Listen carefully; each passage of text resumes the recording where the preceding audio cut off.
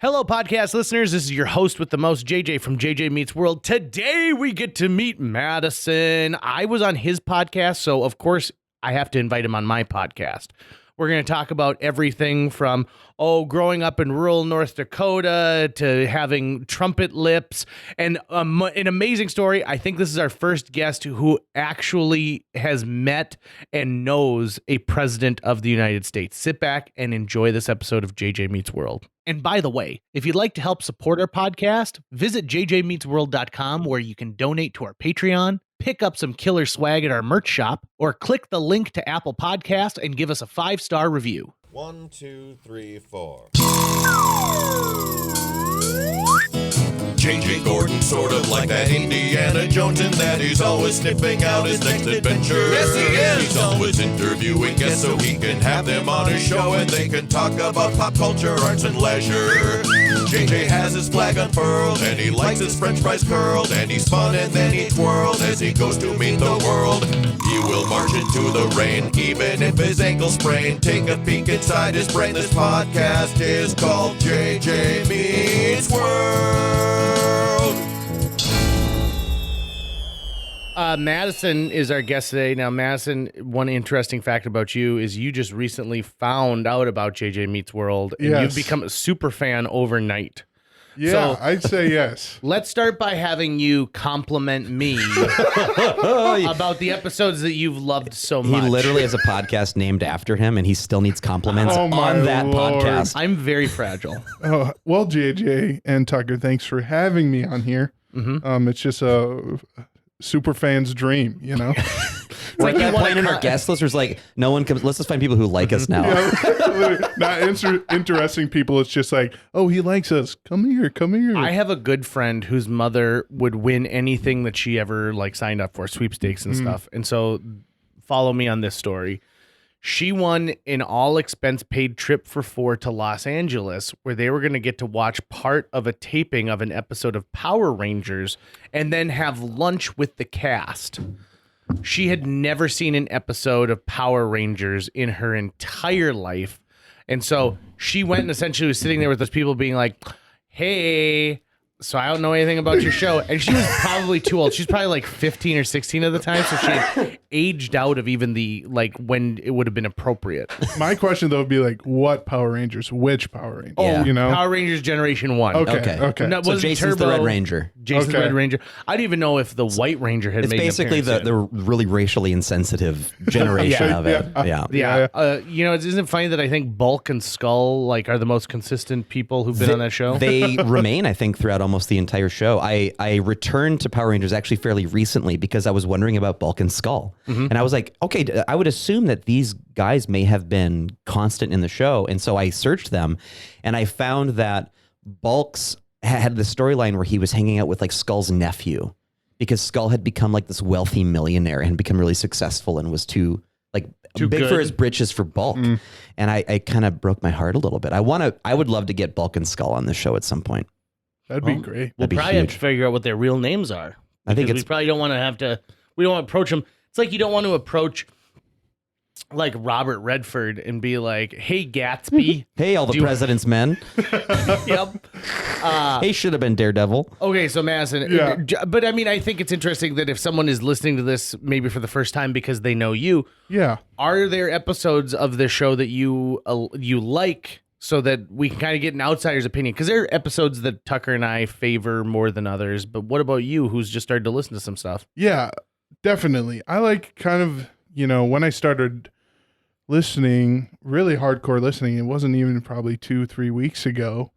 It was just the newest stuff you guys were doing. I loved the movie, the best comedy episode you guys did, although I didn't agree with Tucker, but I mean, I know that was the point, right? I Oh got my so gosh. much pissy. I not from people who'd heard it, but I told people my list and what we came to as a negotiation. It's no one's happy with that one. yeah, I was screaming at my phone, listening. I'm like, Tucker, what are you talking about? And meanwhile, I don't know this person, Tucker, and I'm just screaming at him, That's cool. And but also, I really enjoy. Big Marvel fan, so I really enjoyed you guys' breakdowns of literally every movie.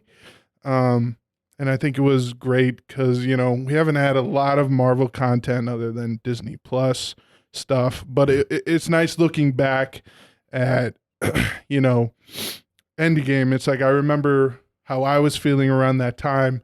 You know, I was at that first premiere show. I was there that night, and I was sitting next to one of my buddies. And it's just, you know, back when theaters were a thing, thanks COVID, but having that movie experience. And it was nice to feel what you guys were feeling in that moment of Endgame coming up. So those are a couple of my favorites, but I'm really getting into the catalog.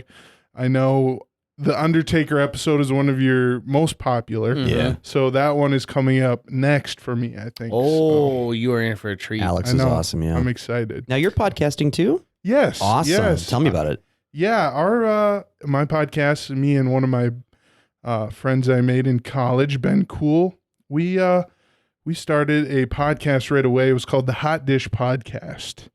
And then we kind of had to rebrand, and so we rebranded to a more diverse, it's called the Corner Cast, because we wanted to start this YouTube channel called Corners, where every single person in our group, there's 5 of us, each person has their corner on YouTube. So it's like in Ben's corner, he reads lyrics and live reacts to them. He'll read you the song and then give you his opinion on it.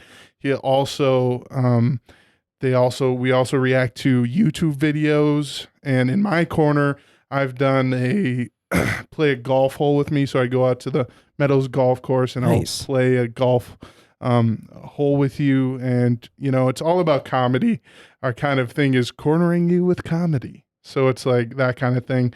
Kind of the really shticky, you know. I love that. I think that's Yeah. a really solid And so- concept. Really so solid concept. We figured, well, since it's called Corners, just call it the Corner Cast. We were thinking about like Corner Connection, but one day we're just like, just call it the Corner Cast. I love the new ways and the new formats people are coming up with now that technology is ubiquitous. I forget the name of this particular show, but there's a guy who's got a YouTube channel and he works at Subway. And what he does was he wears a GoPro camera on his forehead and records hours of him making sandwiches, and then records his podcast over the top of that. And so you could listen to the podcast, or you could listen to the podcast and watch him make Subway sandwiches. And he's got Interesting. millions of viewers. And it's like he's getting paid by Subway just for his wages there, but he's making way more money on YouTube Yeah. from the millions of views that he's getting. And I thought, this is brilliant. Like he was like, listen, what do I do every day? I work at Subway. Well, how can I make content while I'm doing that? Right. The first time I had ever heard of a vlog was years ago when I worked for Moorhead Community Access TV, and they sent me to Boston for that convention. And blogs were like the new thing yet. Podcasts weren't really a thing yet. Vlogs weren't super a thing yet. But there's this guy who I met who had this vlog called Drive Time, I think. And what he did was he would make a new episode every day when he had to commute into work. And so he had like a 30-minute commute. He's like, okay, it's going to be a 30-minute episode. And the guests on every show is someone who's going to hitch a ride with me into the city that day. So he'd like, it'd be someone he doesn't even know, but he'd meet up with them. He'd go, where do you want me to pick you up from? All right, I'll pick you up. You're the new guest on like Drive Time or whatever it was. Yeah. And then they'd record as they went into the city. And I just thought that's also really, really, really brilliant. That's the thing with content these days. I think people are scared to start creating things because it's like, oh, there's already someone who does that. But it's like, I don't think that should really stop you from creating things you like. You know, we couldn't care less that we get 2 views on our YouTube or 200 views. We like to be creating funny stuff, and we like to hear from the people that are listening. Hey, I enjoyed the video. It made me laugh. Right. That's really all, you know, it's like goes hand in hand. If, you know, JJ Meets World becomes this, you know, across the United States and the world, that's awesome. But we're going to be doing it anyways. I've heard you guys say that multiple times on the podcast, but it's because it's like something you enjoy to do. It feels so good. It really protects us too from being failures. So, you know, if you can get ahead of it, you might as Been well. around for 3 years. I guess it must be successful. Yeah, right. So I think we're on our, we just released our 17th episode. So not as much as JJ Meets World, but we're kind of in the same area as you guys, kind of that conversation, topic based. And we just started getting guests. JJ was just a host on our podcast. So thanks for coming, JJ. Yeah, I love being a guest on other podcasts. I've done it a couple times with other people because right now I'm asking you the questions, right? And then I throw my little anecdote in there. But it's fun having other people ask you. And then I totally at one point like completely take over their podcast. Well, yeah, it's just like And we they- lost it. We're like Yep, we did a there's like- segment about JJ pitching us his movie pitch ideas. You know what I mean? And then there goes 45 minutes of brilliant JJ. Literally 3 movies that I think could literally be a movie right now and would be very successful. And it's just like I remember we were talking about. I had a question about what we should call the podcast, and JJ would be like, oh, "This guy won't shut up." Well, you know what I mean? But yeah, I think we're kind of new to the guest game, and so it's interesting because our first podcast has been our most successful statistic wise, which is where we talked about our favorite band, the Eagles. That's kind of where this came from. Is Ben and I kind of met in the dorms at MSUM. What's his last name? Is Ben Cool? That is so It's a perfect name, isn't it? rad. How does he spell it? Kuhl? Koel. Okay. His dad is Chad Cool, who used to be this.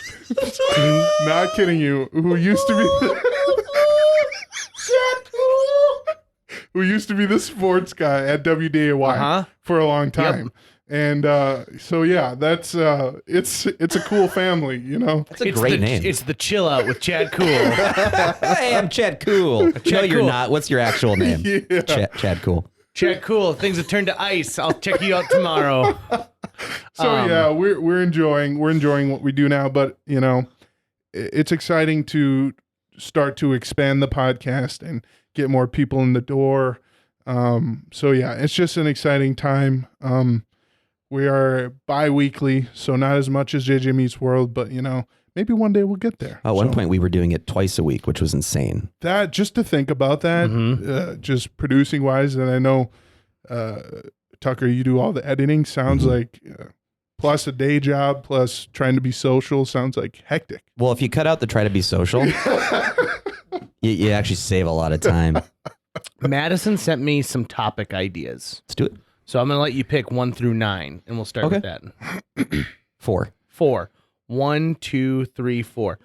Went to Catholic school pre-K through 6th grade being non-Catholic. Yep. Okay, so I've got some friends who went to Catholic school even though they weren't Catholic. Now, the interesting thing about Catholic school is you probably still had to take like mass or like a religion class as part of that, right? Yeah. Every Thursday we would have mass from, 1 to 2:30. Granted, Catholic school mass, the sermon, let alone, takes about an hour. So yeah, we'd be doing that every Thursday. And since being non-Catholic, being Lutheran, I would be going up, and every time I would kind of just put my arms across my chest is what you would do to kind of not refuse communion, but just that's what you did, because I wasn't confirmed in the Catholic, so I couldn't take communion. So, that's what we did. And, all I remember a lot from mass is just the fact that it took so long, sitting there and, getting busted for telling your buddy a joke, getting flicked in the head, that kind of stuff. So if I'm going to be honest, I love my friends who are Catholic, but I try and avoid their weddings because they are so long. No, mass is one Super thing, long. Yeah. which is like general, like, whatever, kind of the priest is feeling, but weddings are another thing entirely. Here's the irony. You can watch the entire movie Sister Act starring Whoopi Goldberg in the time it takes for a normal Catholic mass, but they show you maybe 7 or 8 masses in the movie, as well as flying to Reno and back from San Francisco. Yeah. So, okay, so let's dial it back even further. Madison, let's tell your story a little bit. So let's start from the beginning. Yeah, sure. Well, I grew up in rural Wapaton, North Dakota. We didn't live in town. We live about 7 miles outside of town. An old farmhouse. Grew up. I'm adopted by two lesbians. They hate it when I call them lesbians. When I hit my microphone, that was not me being surprised. I actually just didn't see where my phone was, but I timed it perfectly where it seemed like it was like a record scratch. But yeah, it was. What? Yeah, I'm adopted. So that was definitely interesting. How long have your moms been together? They first started dating in 1975, so they've been together for 46 years. Good for them. Awesome. So yeah, they've got an amazing story to begin with too. I'd say just getting them in on a podcast, telling them their story would be an amazing story in and of itself. But yeah, adopted and growing up was, pretty laid back. Not lots of time in the I liked only child, so I was alone a lot and made some of my own fun. So I kind of made, friends with that media, Star Wars, that kind of stuff, where I kind of sunk my teeth into, that and books. And since I didn't have a baby brother or sister to torment. You're of the generation where your first Star Wars introduction is probably the prequels for the most part, right? Yeah, I always say my favorite Star Wars movie is Revenge of the Sith, because it came out in 2005, and it was kind of in that years where I've fallen in love with Star Wars, and that was the newest media that had come out at that time. Not that I haven't seen the original trilogy, but you got to experience it on the big screen. Right, it's cultural phenomenon. Exactly. And I mean, to this day, I'd say even though Revenge of the Sith is probably the Star Wars movie I've seen the most, I love it. So I can probably quote it to you. My girlfriend hates it when we watch movies together because I'll just quote it and she'll be like, "Shut up." And I'm like, let me experience so then I'll be like, Order 66. You're my brother, Anakin. So you also grow up in a very progressive, forward-thinking household. Yeah, definitely. So I can tell just from the brief time, because Madison and I work together now over at the radio station. He's the new news guy. Yep. I can tell that you had a childhood experience where, gosh, in your household, it was important to not just keep your eyes wide open, but to bring in experiences and to have these things that help shape a young mind. Definitely. For Wahpeton, North Dakota, which is generally, a very conservative place, was very open to a progressive family like us, which we appreciate right away. Just the community in general of Wahpeton has been, I never really had any instances in school where anything related to my mom's being gay ever came up. But which is awesome, because I think the rest of the country thinks, oh, you guys lived on the outskirts of town. It was like the movie The Man Without a Face. You only came to the grocery store 10 minutes before it closed, and it was this shrouded secret. But that's not the way it is. Well, I think it's important that people know that North Dakota, while some of us are still backwater, the whole state is not. And there are a lot of awesome people here. Yeah, it was a we know but we don't know kind of thing. We were always, no one was ever rude to us in public. But, maybe we had a few stares, whether it be, just in public in general at the grocery store. Who knows? They were like, we know who you are. They always accepted us, but maybe there was it wasn't like we hate you. It was just more of that quiet Midwestern judgment. Yeah, exactly. So growing up that way, lots of experiences. We traveled a lot as a kid. So I got to take in a lot of the country right away. And so I've fallen in love with traveling. I like that. Even before I was born, my parents went through some things.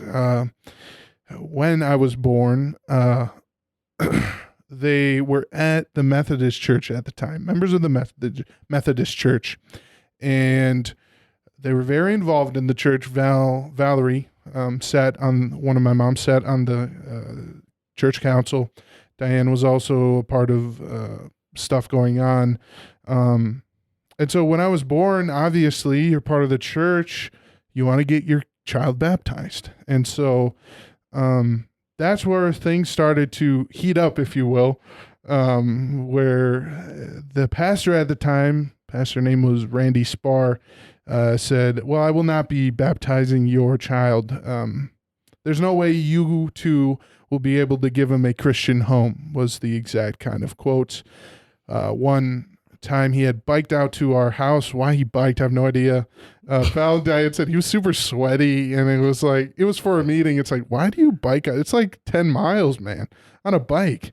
Anyway, so he biked out and he sat down with him and he said, there are places you can go to handle things like this, as in being gay. What? Yeah. And he's like, I'll help you facilitate that kind of thing. So it's like at that point, Valentine were like, this is not worth it. Peace out. And so they're like, we're out of here.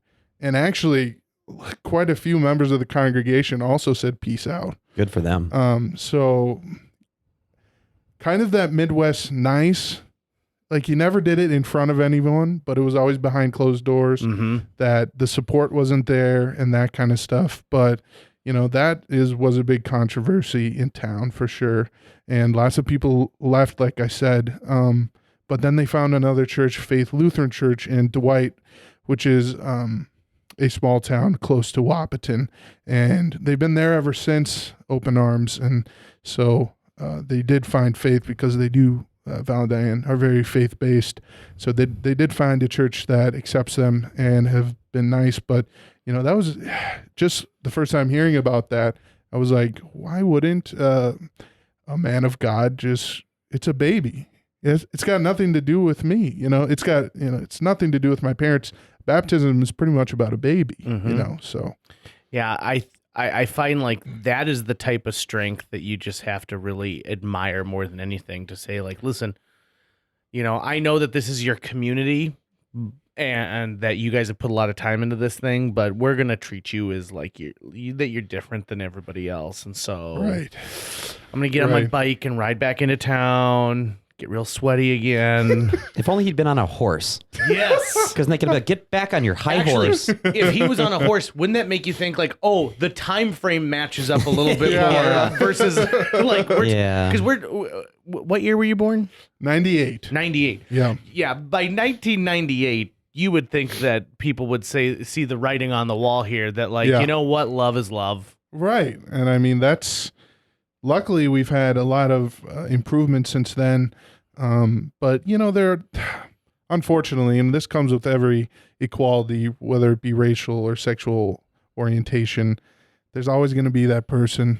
You know what I mean? Unfortunately, we are taking great steps in equality, but unfortunately, in my opinion, there's always going to be that person who's going to be there to put you down. But it's just a great, Valentine have shown such strength in their lives, and that's one thing I admire them for sure, is helped me become the person that I am today, is seeing their strength and just trying to replicate it in my life. So they're also easily your biggest fans and your biggest promoters and your biggest pushers. Yeah. What amazes me is, so they now regularly text in to It Takes Two with Amy and JJ and tell us Madison facts. So like we'll pull Madison in for something, and then they will help flesh out the rest of the story by being like, well, make sure Madison tells you about when he tried to skateboard. And so I'm like, well, clearly they're listening, and it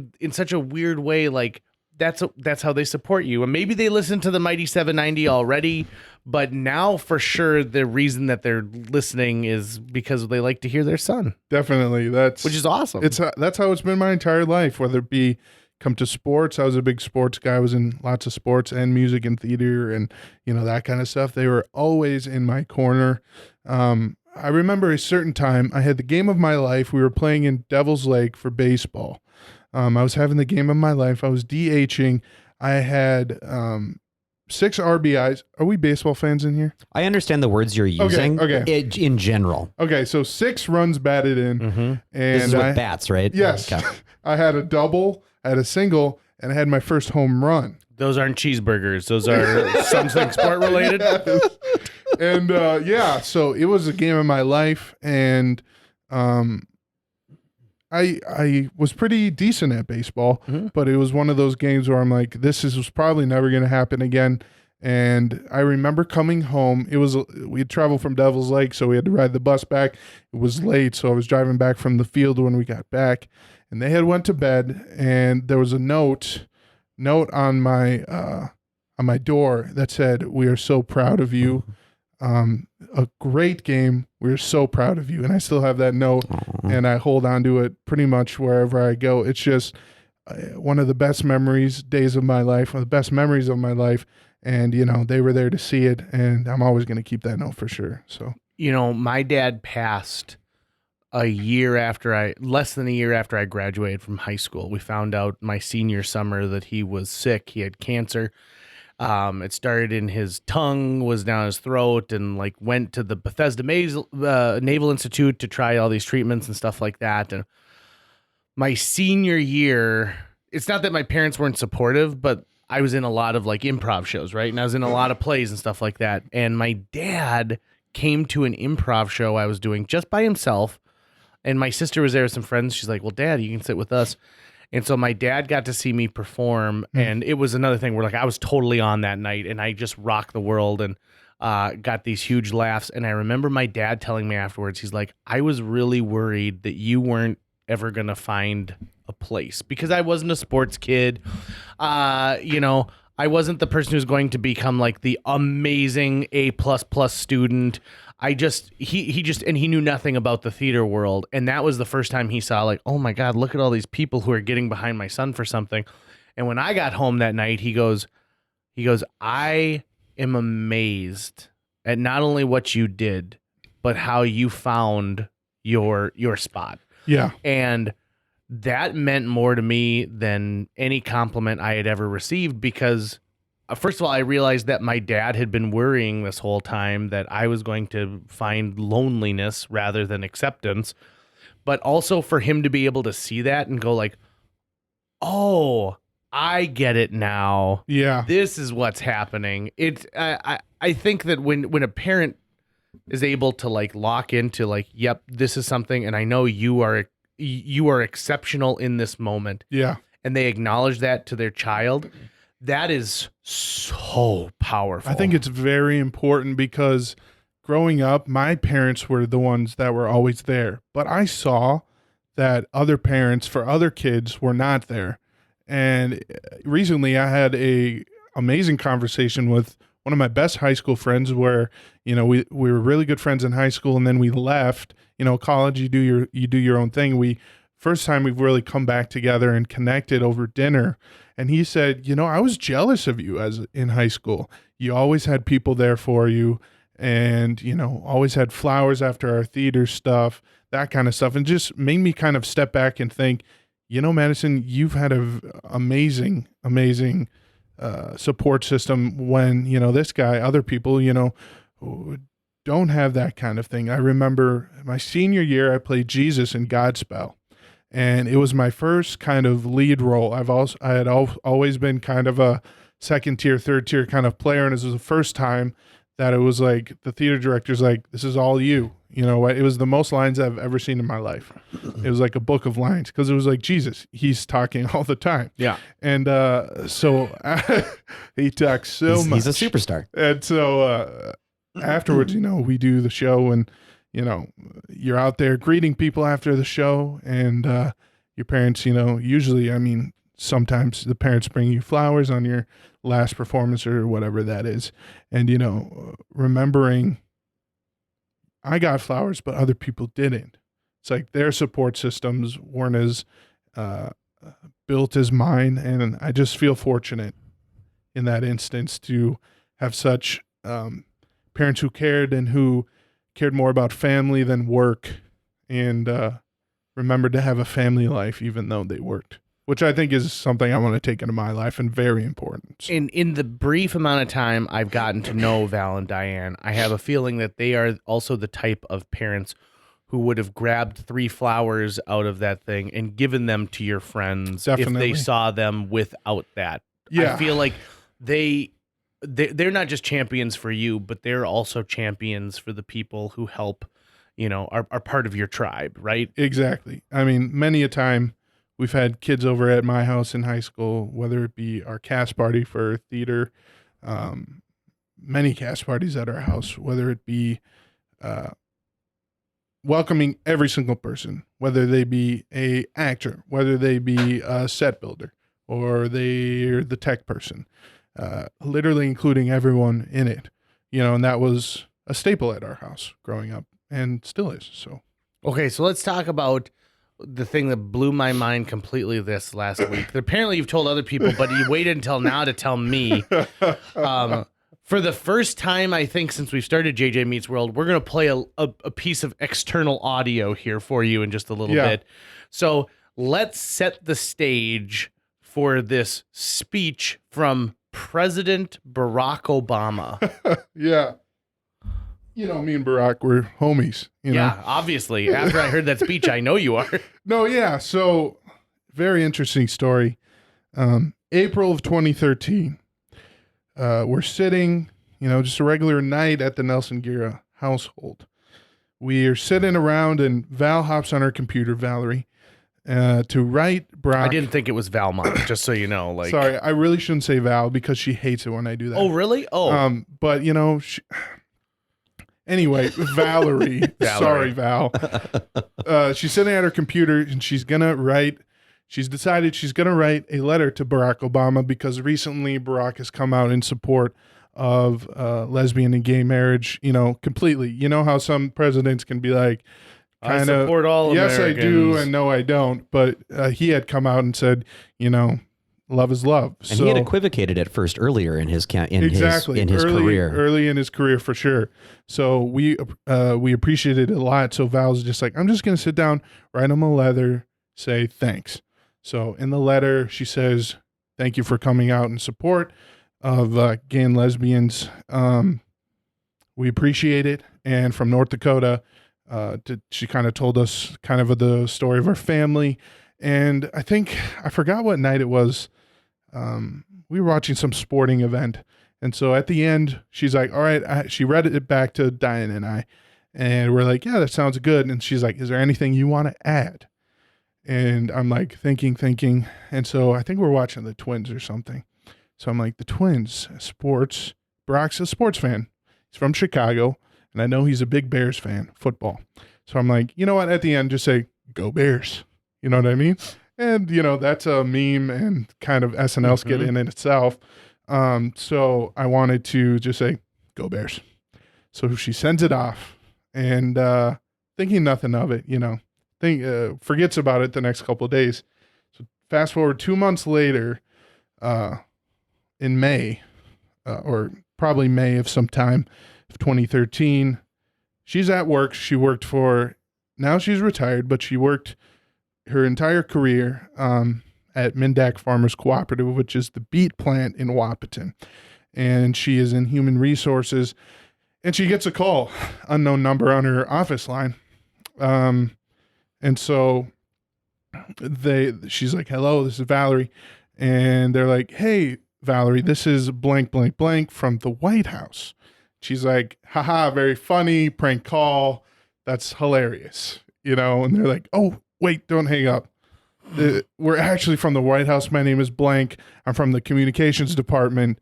This is not a prank call. Your name's Valerie. You work at blah, blah, blah. They probably said your social security number is this. I can see you sitting in your office right now. There's a drone over the building. So anyway, she's like, oh, this is legit. They're like, President Obama read your letter and he loved it. And he loved your story. And we want to invite you to the 2013 Pride reception at the White House. She's like, oh, geez. They're like, can you be here in 2 weeks? And you have to pay for everything. Yeah. They're like, she's like, oh, geez, I guess. No, she's like, yes, we'll definitely go. And so, yeah, getting off the phone, she's like, what just happened? And I remember coming home from work that day. I think I was worked for the park. And so I was mowing grass and stuff. And I came home from work that day. And she had met me in the driveway and saying, hey, do you want to go to Washington, D.C.? And I'm like, sure. I mean, I was going on vacation because usually in the summer is when we took our vacation if we were going to go on vacation that year. And she's like, I got a call from the White House today.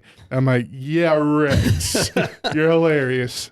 And she's like, no, it's totally legit. They want us. They've invited us to the White House. I'm like, what happened? Who did we piss off or something like that? And they're like, no, I remember that letter. I'm like, yeah. And they're like, Obama read that letter. I'm like, no way. And so anyway, we're like, we're going. And so in June, was it June? Yeah, June of 2013 was when the Pride reception happened. So we took 2 weeks, and we had never been to kind of that area. We haven't really taken our time to that area of Washington, D.C. We'd never been. So we're like, let's take 2 weeks, like make a vacation out of it. So we do a lot of the Pennsylvania. We went to Chambersburg, went to Gettysburg, that kind of stuff. All the burgs. I'm a huge history buff, whether it be U.S. or ancient history. I read a lot of ancient history books and stuff. So you like go to like Monticello and stuff too while you're out there? And so Gettysburg was a podcast in itself for me. But we did that whole thing. We did the Washington, D.C., where we got to stay 3-4 days because you can't do everything in one sitting in Washington, D.C. for sure. So we hit the Smithsonian, all the statues and stuff. The one thing I regret we didn't do was go to the Holocaust Museum, which is still on my list. So that's for a later time. So we get there, we do all the stuff, and we get a call from the White House, and they say, you know, we're holding a conference the day before we're supposed to be at this Pride reception. It's at the Eisenhower building, and we just want to update you on what we're doing for gays and lesbians for President Obama's campaign, what we're working on. And so we go to the Eisenhower building, and it's 3 hours of, staffers talking about what they're doing. Probably the longest 3 hours of my life. I'm happy we're there. Very but, dry. Oh my gosh. we have this White House slideshow, and it's like the White House, and it's like slide 1. What is a gay and a lesbian? No, it wasn't that. But yeah, it was super, super dull. But, I was looking forward to the next day. And then here it comes this next day. And there was about 6 other people who were invited that had written letters. And so normally they would have to say, they would be like, the White House was like, you have to take mass transit to get here. We're not not that we don't care about you, but you're taking mass transit to get there, and you have to get there yourself. So fortunately, Val was going through a hip replacement the next week. So she was actually on a walker. So they're like, you know what? Just come through the front door. So we got to go pretty much through the front door. So you drove into the White House? We did. That's so cool. And so what kind of a car are you driving? I think it was a silver 2008 Dodge minivan. Okay, and North Dakota plates. Yep. And so they're like, what are these out-of-towners doing here? And so we drive up. Is this the Hojo? Yeah, we drive up. And so first is the metal detector underneath the car that they go around with. So they go around the metal detector. So then they're like, okay, let's get the dogs in here. So the dogs go under. And then they're like, all right, you're clear to go. So we go. And then we're out of the car. And then we have to go through another pat down, somewhat kind of like that. And so we get in there, and we're all ready. And we're going to the White House. And here we are. We're at the White House. And it's like a house party. It's like a house party. It's not like a White House tour, if you will, where in 1943, President blah, blah, blah did this. For a history buff, you can't tell us who was president in 1943? Okay, Eisenhower there. Are you happy? I don't know. Is that right? I don't know. Yeah. Is it right? Yeah. Yes. Actually, I think it was after 1945 that Eisenhower. So history buffs, don't come after me. Anyways. Wouldn't that have been Roosevelt? Because wouldn't that have been World War II, right? Franklin D. Yeah. And so it was like a house party. Other than the separate side of the White House, that's the private residence. Everything is open and available. And so to get there, with Val being out of commission with her walker, we actually got to ride in the presidential elevator. Whoa. Exactly. To get us up to the level of where we needed to be. That is so cool. You're thinking of it gold plated, the nicest wood we've ever seen. And going up, it's like, do you know how many presidents have been in our position right now? Mm-hmm. And so we get up there, and it's a reception. So we're at the Pride reception, and then, Mr. Obama is going to be giving an address later. So the reception is pretty much no hold party. Oh, that was nice. JJ spilled some of his precious all Diet my Coke Diet on Coke his all over cardigan. myself. Not on the cardigan. This is technically a sweater vest. Keep going. So we get in there. It's like a giant reception, and people are serving hors d'oeuvres. There's drinks. And so it's just like, go wherever you want, sit wherever you want. And you're how old at this time? I am a sophomore in high school. Okay, a lot of other sophomores there. No, actually not. Lots of older people. And, so we get there, the reception's happening. We're picking off the hors d'oeuvres. And, there's waiters and waitresses going around. And this waiter comes up to me. And he's like, hey, how can I help you? And I'm like, how can I help you? What is this, McDonald's drive-thru? Jesus. And he's like, what can I get you to drink? And I'm like, to drink. Well, what do you have? I said. He's like, literally anything. This is the White House, sir. And I'm like, so I'm like, I guess I'll just have water. I'm like, then I'm thinking, how original, you idiot. You probably could have had like Volt or something. You know what I mean? I am interested though, how delicious is the White House water? Well, that's kind of the thing. It's like lots of water. Water's water, but some waters are different. And it was the clearest, the nicest water I've ever seen. Did the cup have like the official like? Yeah, there was a stamp on the side, just White House. Did it really? Yeah, was it really? It was like a seal of the White House. It didn't say property of the White House, but it just had the White House, logo seal on it. Did you think for a minute, be like, I gotta keep this Or cup? just throw it in Val's Walker. We should be fine. I mean, my taxes paid for it. It was a Walker with one of those hidden cabinets in it. Oh, yeah. So we definitely could have done that. But As you we're didn't talking about stealing from the leader of the free world. You did not steal a glass from the White House. No, let it be known. Sorry, Secret Service. So anyways, during this reception, we're going around meeting people, and the time has come to meet Obama.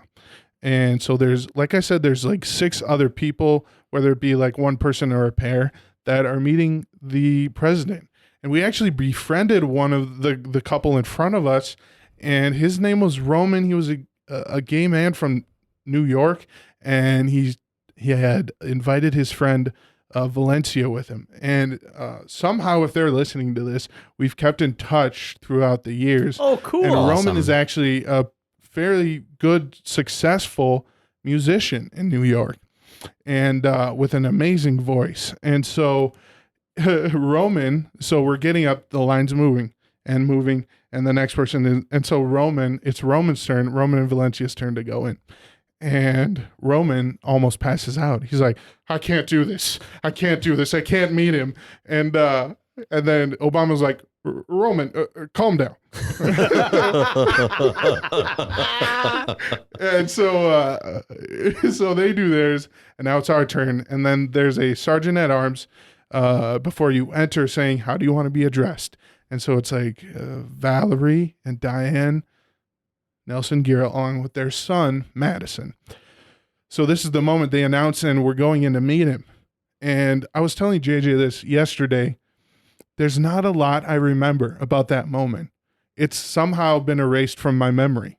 Because you were so in the moment. That's exactly. the thing. Right. And like so, a great comedy show. If you walk out of there not being able to quote anything, that comedian was perfect. Exactly. And so we go in, and I remember us meeting, and we're embracing. And he hugs Val, he hugs Diane, and he doesn't hug me. He goes in for a bro handshake. And I'm like, how it's like, how does this person want to shake hands? How does this person, do they want a fist bump? And there's a difference. If you're going for a handshake, is it going to be a handshake and then a dap at the end? Mm-hmm. And daps weren't really a thing quite yet, but we did that. So we kind of came in like sideways, and then we did this, and then we did the kind of thing where, I don't know if you can hear that. Trying to get the sound. Yeah. Remember, this is a podcast. Yeah. And so we dap it up, and he's like, how you doing? And I'm like, I'm good. I'm so good. How are you? And so he's like, I'm good. And so we get to talk for probably 6 minutes, and which is a lifetime in that moment, which is amazing, because it's like Barack was you think of Barack on TV. Like, if I'm to ask you guys, what do you think Barack on TV? What do you guys think Barack's like? I mean, he's eloquent, very easy to listen to, and he can capture the attention. But he seems easygoing and non-rushed.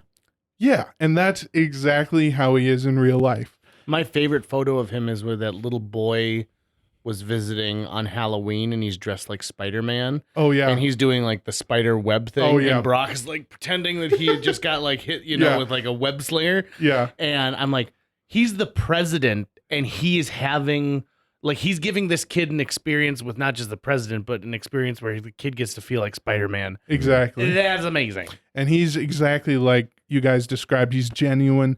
He actually cared about us and our story and wanted to know a little bit more about us. He was exactly who you see on TV, and it was an awesome opportunity. So it's time for the White House photographer's like, all right, let's get this photo. And so he has his arm around Val and Diane up top. And so I'm kind of in the background behind him. And Val's going to hate me for saying this. Valerie. At Valerie. least like At least like let's say her name Valerie. correctly so that to lessen the blow. Valerie's going to hate me for saying this, but as Barack goes up top, they, obviously have to put their arms around him. And it all happened so fast that Valerie's hand ended up in that split second hovering over Barack's bum. Oh, sure. Some nice alliteration there, Barack's bum. And so she was close to touching Barack's bum. And That was the most powerful ass in the world. But in the world. In the world. Just what do you think Michelle would be thinking? You know what I mean? Right. Some lesbian from North Dakota trying to grope my husband. But if you're going to, he's the most photographed person on the planet. You have to imagine that with the number of photographs he poses for, he's used to it at this point, right? Like, Right. Yep, you're going to put your hands wherever. I mean, I think that there's probably been a few people who've done it intentionally, and a ton of people who've done it unintentionally. Yeah. And so at this point, he probably wouldn't have even said anything. Yeah. So we get the picture, and it's like, so nice to meet you. And then it's the next person's turn, and we have to go out towards the green room, I think, and we're out of there. And it's like, in that moment, it's like, what just happened? And so we thought the excitement was over for the night. Okay. And so at that time, the reception had wrapped up, and it was time for Barack's address. And so there were so many media people there and other people. By the time we got out of meeting Barack, the place where he was going to address is already full. So we have to go in another room and watch it on a monitor. And so we're watching on the monitor, and apparently I didn't know this, that the day before the White House had called Valerie and said, Barack's writing his speech. Is it okay if he mentions Madison in it and you guys? And Valerie's response was, Barack's speech isn't done yet? And I'm like, way to just burn the White House speechwriter, Val. God, way to just burn him. He's like, actually, I'm working on it right now, Valerie. He's like, this isn't an econ paper for school, okay? Yeah. So she's like, yeah, that's great. And so I didn't know this. So going in, She surprised you with it. yeah, exactly. That's awesome. I had no idea. So we're watching on this monitor, and it was a great reception, by the way. They had a small, probably 4-ensemble Marine jazz band there that were actually amazing. And in between sets, I picked their brain about music and stuff. It was awesome. Met some Secret Service guys. It was just an all-around great experience of like behind the scenes at the White House.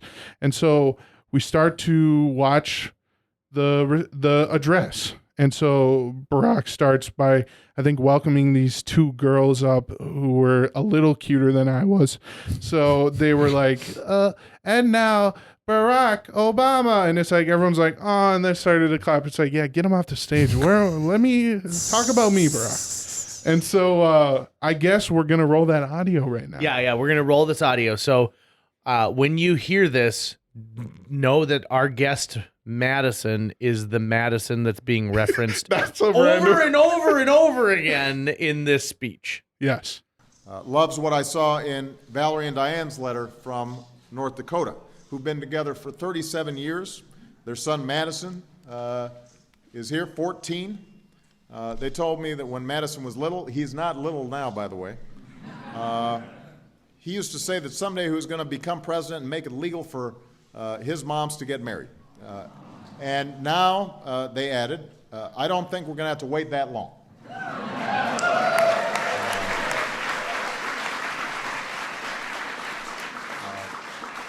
Madison, I agree with you that it's time. I agree that you should run for president. Does that include Joe? I agree too. And I agree that we're not going to have to wait that long. Because from Minnesota to Maryland, from the United States Senate to the NBA, it's clear we're reaching a turning point. So, I mean, that's pretty amazing. It's one thing to have the president acknowledge like a citizen. You're a person. Yeah. It's another to have him keep going back to the same well. Yeah. And now, not only do you get Barack Obama, but you also get current President Joe Biden. Sleepy Joe, yeah. On it as well. Because, Joe was like, huh? Because I don't think Joe was kind of paying attention, unfortunately. He was off in some other world, and Barack's like, right, Joe? And he's like, yeah. When you just agree with something, you have no idea what you heard. And he's like, yeah, but it was amazing listening to him, and then not only saying my name, which was what, saying I should run for president, and agreeing, just mentioning our family and that kind of stuff was. I mean, if you ever do run for president, there's your campaign right there. Be like, exactly. Hey, remember when Barry Obama said I should be president? Like, here we go. You know what, though? Also, I'm just realizing this because you're a history buff. So I'm also a history buff. I love that stuff. And I think one of the first things I would think of if I heard a sitting U.S. president say my name in a speech, I'm in history. Right. That's a historic document. That was the president of the United States mentioning you. Yeah. So you are literally now, a footnote in history, which would be amazing. Well, don't you think somewhere we're in the Library of Congress? Probably. You know what I mean? At the very least. I'm guessing they have a digital kind of side of the. The very least, you are going to be in the Barack Obama Presidential Library. That's right. Exactly. Right. Because all the speeches and anything that was ever written, because it's public property, which is why I think it could have been okay for you to steal that glass. It wouldn't have been stealing. I know, Ray. Gosh. But I guess you got your name in a speech, which is an even better keepsake to take than like, I drank from this. This held water from the White House in it. My experience is based off this chipped glass that I once drank tequila out of. Yeah, literally. It's a life goal of mine to at some point meet a sitting U.S. president. Mm-hmm. I'd love to, I'll probably be, depending on the president, it might be a little particular. Yeah. The last one I wouldn't have been down to meeting this dude.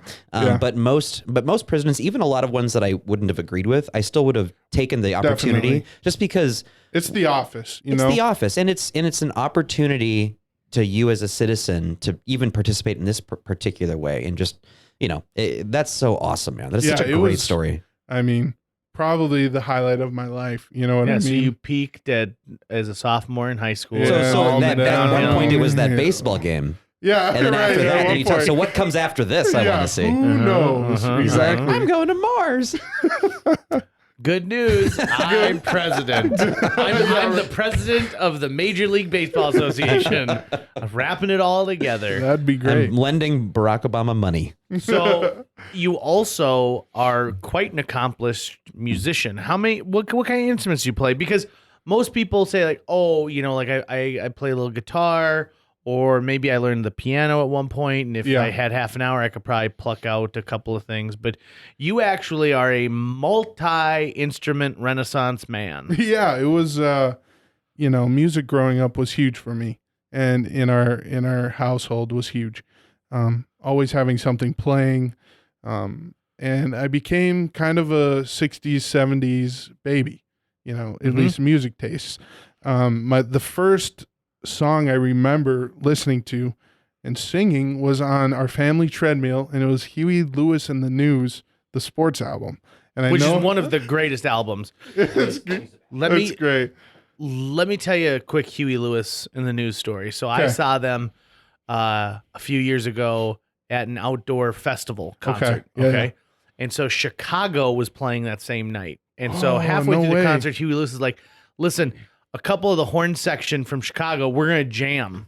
And so they jammed together, and it was amazing because you don't realize how many hits Huey Lewis has until you start going through those albums and you're like, Yep. okay, hit, yeah, yeah. huge. Exactly. And I remember I've heard a interview with Huey Lewis saying, my favorite performance was like at the North Dakota State Fair. Really? I've heard that before. I remember him saying one of our best performances was at the North Dakota State Fair. The crowd was amazing, and it was just a fantastic time, which is kind of awesome. So, Are you familiar with the movie Back to the Future? yeah. You know he's in that movie, right? No. Okay, so get this. Okay. So think to the beginning. So not only does he do like The Power of Love, right? Right, So yeah, his music is featured in there. Yeah.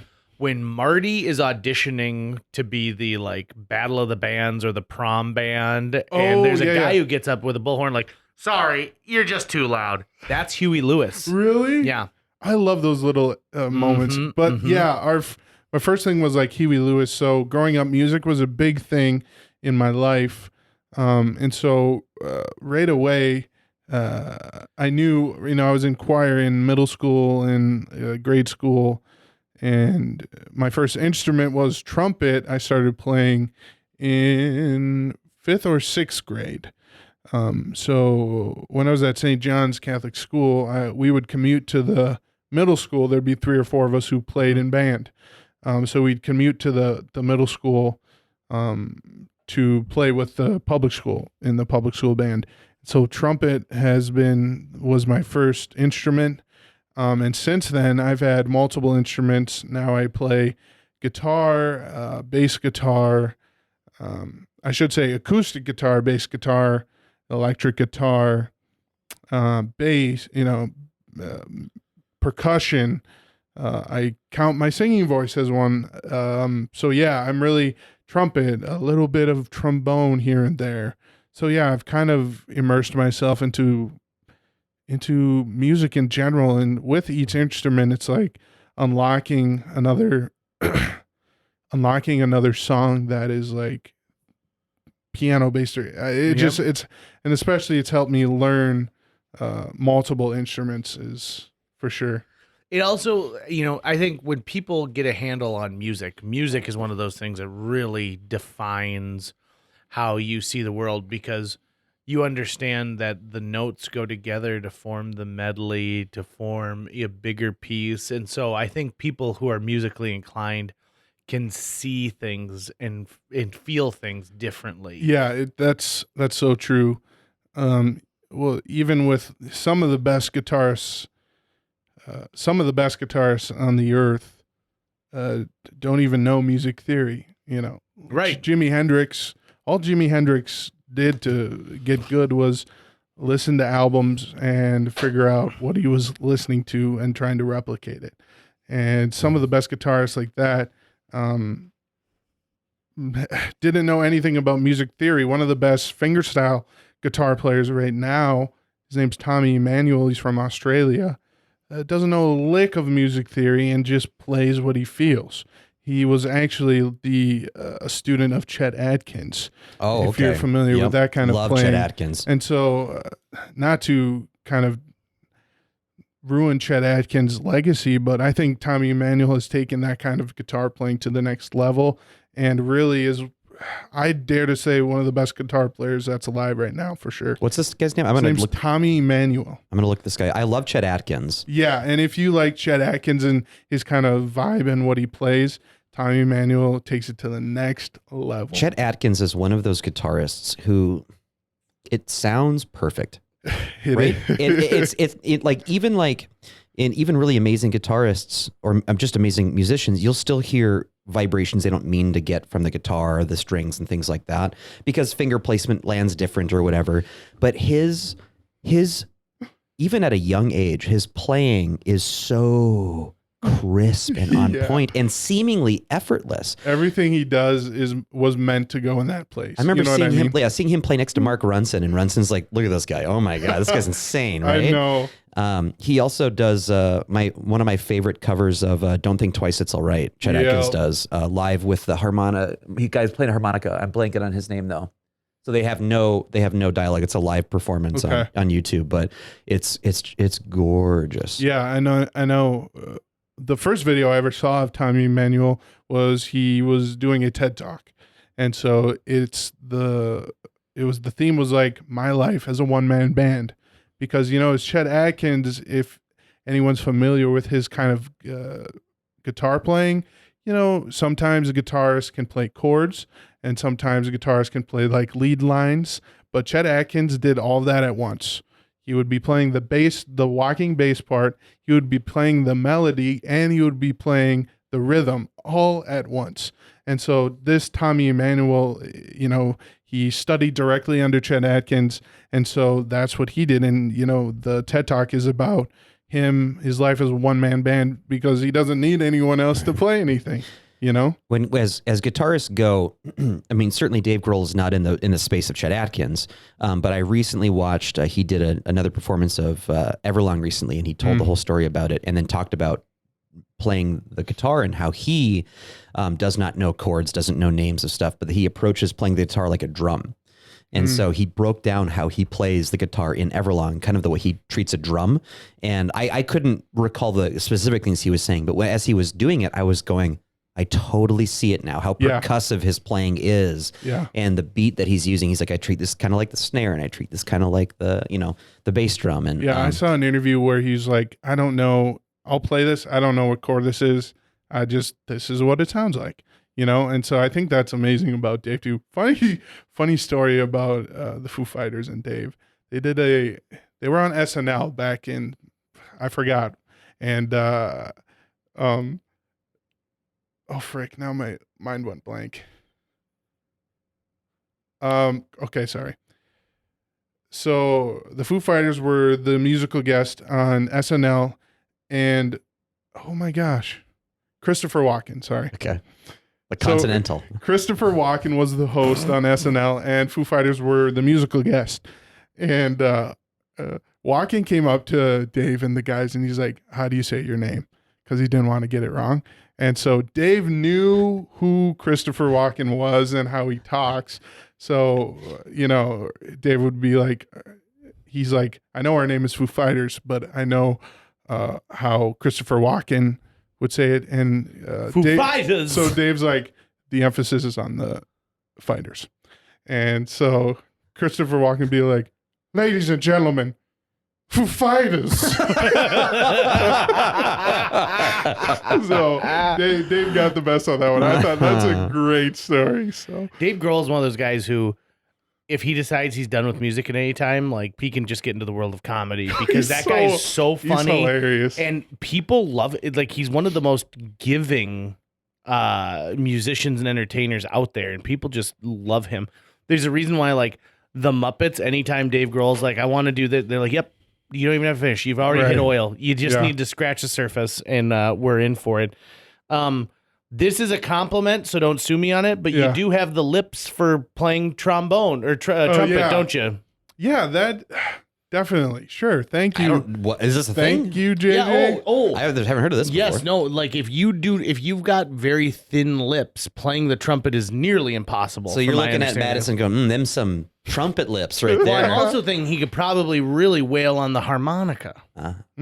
So yeah, I mean, it's definitely something you don't learn in a day, that's for sure. Just playing a trumpet in general is, if you're like, hey, look, a trumpet, and you pick it up, most people blow air through it, which is incorrect. You're not going to get anything. You actually have to gotta buzz your lips, and that's how you produce the sound. So it's like, it is an air instrument, but people be like, and that's not going to do anything for you. But learning that kind of stuff, learning how to play, and, been playing for the last, 10 years maybe. Just in general, playing trumpet has really let me do some amazing things. like playing taps at funerals, playing in many jazz bands, and being like a soloist. I remember my days at NDSCS in Wapaton, the NDSCS jazz band, where we would be touring around local high schools, kind of like the Linebenders, touring around local high schools. We and do things other than high schools too. Though, I so I know, just right? want to throw that out there. We do a lot of stuff. Yeah, post prom. Well, I guess that's That's high schools too. snowball dance. Well, I guess that's I've, high schools. I've entertained for Microsoft and 3M and General Mills. High school okay? graduation. Well, that's also Oh high yeah, schools. sorry. And so like going to going to high schools. Makes it sound like community service. Potato days, kind of high schools. And so like we would memorize so it'd be like we'd memorize our music and stuff. And so having that ability to memorize literally all the music, and then it's like it's time for your solo, and all I got to do is be like, okay, we're in E, stay in E. And so like I know my blue scales and all my regular scales in E, so I can mess around no matter what in there. And then it's like, oh, now we're in B. So it's like we're in B, and now I know all my scales in here. So definitely, I think playing an instrument in general will help you grow in some other capacity as a person for sure. So I would recommend, if that guitar in your house that's you've been meaning to play for 12 years and is collecting dust, pick it up. Pick it up. It's really easy to learn for sure. YouTube is your best friend. So My father-in-law has played guitar ever since probably he was like in high school, and never, I don't think he had a band. Maybe he did have a band at one point, but now it's just something that kind of sits in the case, right? So a few years ago it cracked because, you know, if you don't manage the humidity and everything like that, it cracked. And it's a nice wood instrument, so it was alive at one point, so it needs to be taken care of. And so he goes, it's fine. You still make a sound, but it's not quite as crisp as what it was. And so I told my wife, I'm like, for Father's Day, let's get it restored. Let's get, I said we could buy a new guitar, or we could take and get this guitar restored, because they essentially like cut out a sliver and then replace it with another one and then smooth it all together, refinish it, and it's good to go. And as time goes on, that newer piece will eventually become the same color as the other ones are. It'll age the same way. yeah. And so we sneakily took it. We brought it to Flatland Guitar, and I talked to the guy, and he's like, yeah, we do stuff like this all the time. This is no sweat. This is no problem. I said, okay, that. And he's like, and you want me to put new strings on it? And I'm like, yeah. And he goes, all right, do you want this, this, this, this, and this? And I'm like, which of these is the best for someone who likes to just sit there and like, plug, blung, blung, blung, blung, blung, blung, blung. Is he a banjo or a guitar? Well, I Is like this dueling banjos and right so, now? and he's like, probably these. Yeah. And so I'm like, then He's- string it up he's with like- those. Do your job and actually just do your job. These strings are for the casual plucker. And then for Father's Day, we presented it to him, and he opened it, and he's like, oh, my guitar. And then when he saw that it had been fixed, the emotional response to seeing something that he had had for 40 years that now was back in its prime is unlike anything I think I've seen from an adult. And that's amazing. I love that story. And that also reminds me of, I'm a big outlaw country music fan. You know what? Music in general, I'm not really, I know I love almost everything except for like screaming metal.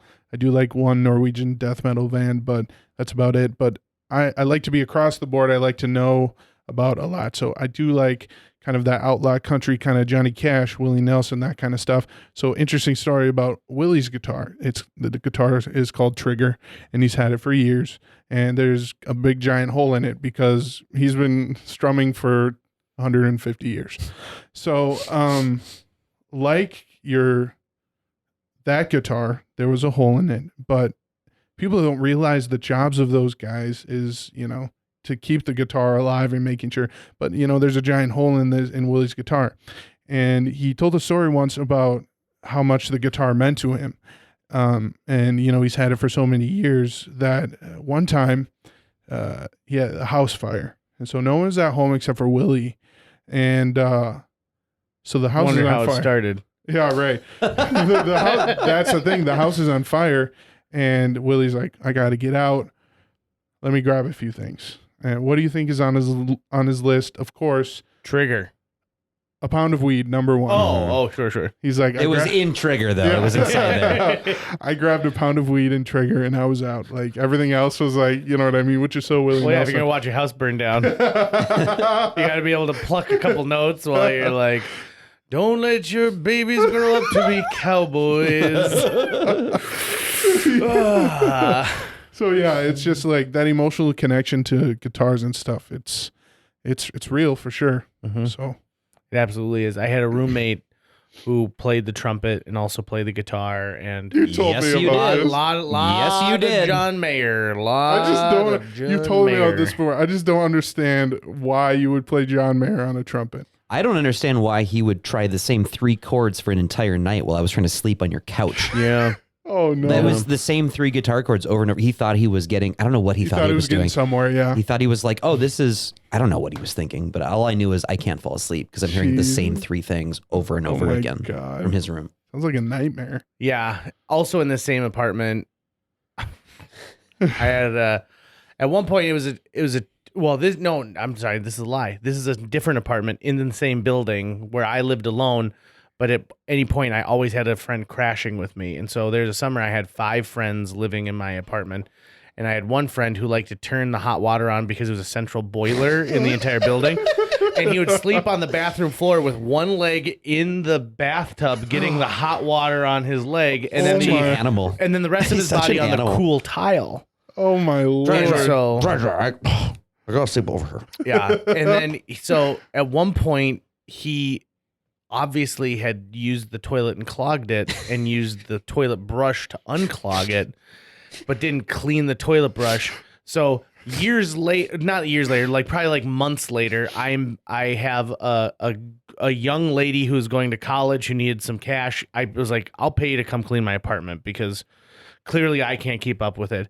And so I left the apartment, and she called me about an hour later, and she goes, I'm going to need some more money. And I said, why is that? And she goes, I went to use the toilet brush, and there is about the size of a Big Mac mushroom growing on the toilet brush from the dried poo that was on there. God. And I was like, I'm gonna need more money. yeah, and I was like, you got it. That I'll is pay disgusting. you whatever you want to never speak about this again. And then she also told me that there were a bunch of empty cans underneath the sink in that bathroom from where he'd like come home and he'd be drunk and he'd grab a can of SpaghettiOs and is eat he it and then want to hide it, so he just Oh, hide it no. down there. Oh. Feral. I swear Yeah. to God, that guy is Oh feral. no. Even now, he's married with a child. I still think he's feral. Yeah. He's got his life together. He's got a kid and everything all right. I don't even have a kid. Yeah, he Good throws for his him. SpaghettiO cans away in the garbage Now now. he's He can have all he evolved. wants. He can sleep with his foot in the bathtub all he wants. He's evolved. So I want to kind of wrap this conversation with Yeah. you up, talking about the opportunity you have right now. So you're working as a professional journalist. Yes, It's an interesting job. for sure. You're given a lot of information. Yeah. You actually are deciding what is being put out there. I just found out that part of, if you go back and listen to the episode where I talk about the Fargo riot done the morning after. I forgot to say that one was probably one of my favorites as well. Oh, good. Yeah. So That was the, intense. The It was. coverage we did at my day job at KFGO, I just found out just won a regional Edward R. Murrow Award for that Wow. coverage, That- which is It's a big deal. it's Yeah. one of the greatest honors in my entire life that I will be included as a piece of that. And Definitely. to me, I've always known that it's important to have journalistic integrity Yeah. and like how important the news is in general. But now you get to be a part of that, an Yeah. in-depth part. Tell me about that responsibility. Yeah, it's for sure. And I mean, at KFGO is known for pretty much news. You know, news is a very important part in this area. And KFGO has been there for years with very reliable and trustworthy. It's been a trustworthy news source. And if you come into the studio, it looks like there was a garage sale for Edward R. Murrow awards because they're Right. littered everywhere. Like they were giving out in Happy Meals or something, and someone ate there every day And for Paul a year. Jerkins was like, wanted McDonald's. So, yeah, it's definitely been a staple in the community. And with me recently joining the team, I didn't know how much of an impact it was until I kind of, was on the job for a little bit. And, people care about news. I was just at my brother's confirmation in rural Minnesota, and people who I don't know are coming up to me because they've known that Madison's the name of Matthew's brother. They're like, "Are you Madison Quinn from KFGO?" You know what I mean? It's like people in these rural parts of North Dakota, Minnesota, South Dakota always have their dial tuned to KFGO, which is something I think our competitors don't have, which I think is really important. But just news in general, I'm fairly new to. It's in college at MSUM I was a broadcast and photojournalism major, so I'm a double major. I wanted to make sure I knew broadcast, but I also was very interested in cameras and editing and audio, all that kind of stuff. And I really didn't think that I had these 2 journalism degrees, but I didn't think I would be in journalism. I wanted to, create and edit videos for people. But, with certain decisions and COVID kind of led me to this job. And it's really been a great first job for me. I've learned so much from people like JJ, and just in general, people at KFGO are very knowledgeable and are very professional and know what they're doing and have really figured it out. And I mean, it's a great place to work for sure. Is there such a word as fessional? Like, can you be anti-fessional? Because you can be professional. Oh, it took me a second. I was Yeah, I'm like, what are you talking I about? thought you were combining 2 words. You're really lopping off the beginning of it. Yeah. The prefix. Anti-professional. Yeah, maybe. Yeah, I've really enjoyed Confession hours having and- you around the office. So not only does Madison have an amazing energy, but a great talent with a camera as well. Thank you. But also, it's always nice when someone walks in the building who I can talk about Marvel and Star Wars. And, we really haven't found if we gel musically yet. Yeah. But I think that eventually, Yeah. How do you we'll feel about discover that. musicals? Oh, I love them. There you go. You and me we're best friends. That was You know easy, what? JJ. We figured it out in like 1 There, second. boom. Yeah, I mean, I told you that I was in Godspell, and I was in Bye Bye Birdie. And I've done quite a few other musicals.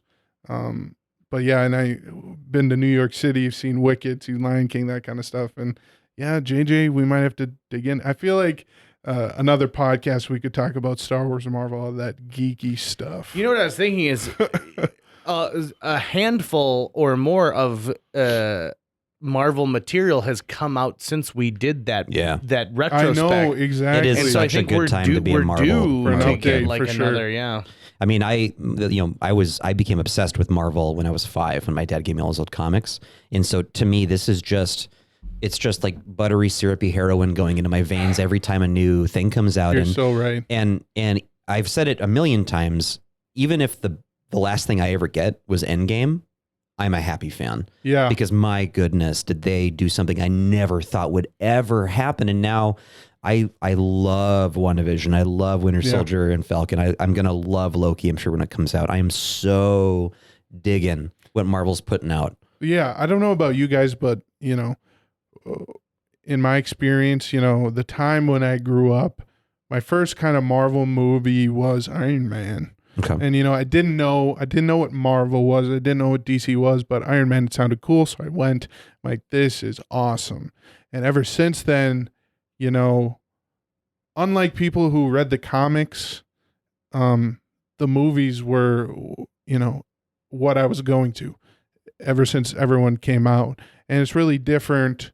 It was really different living in, I think I lived in we lived in the Marvel when it became big, Yep. The in our Renaissance, lifetimes. basically. Yep. And we were there to watch this thing get bigger and bigger with each movie. Right. And, We also got to Kid- finally see someone who has control of a property, Right. not just want to sell it, but want to honor it and make a great product in another medium. So because let's face it, Marvel for a lot of years, just highest bidder, you can take this property, you can take They were going this. bankrupt. They had to. That's why Yep. they had to sell Spider-Man to Sony and X-Men and Fantastic Four to Fox and all that jazz. And then all of a sudden we find out that they are the best stewards of this. And I think that Marvel led to Disney's stewardship of Star Wars, which has led to things like The Mandalorian.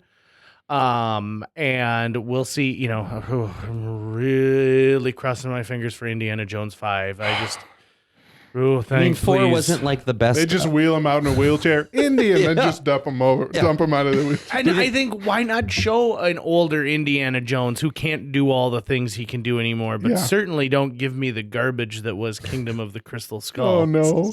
Oh yeah, that was like the first movie we ever got on Blu-ray. Why? I don't know, but it's like, let's watch it in Blu-ray. Yeah. That movie is so bad that they don't even include it in like the sets anymore. Yeah, It's not like yeah. it's like a 6-disc set with Indiana Jones 1, 2, and 3. They don't even bother putting that thing out. What I was gonna People don't need more coasters.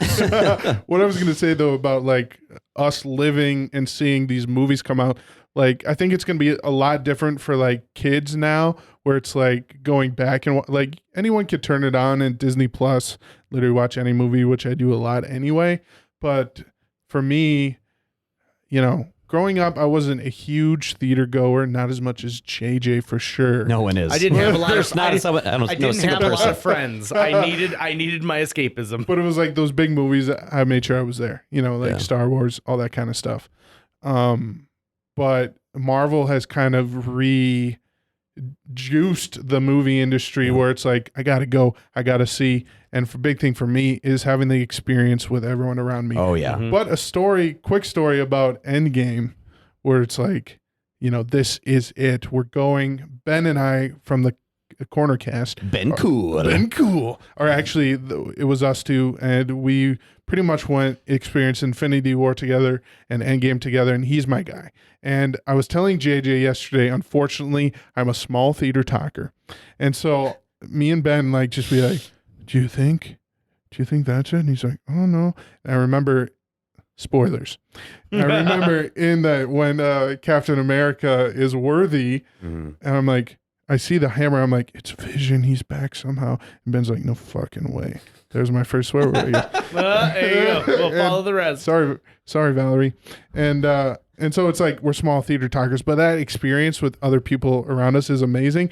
And so we were probably middle up, and a person in the row below us and just to our left had Buffalo Wild Wings.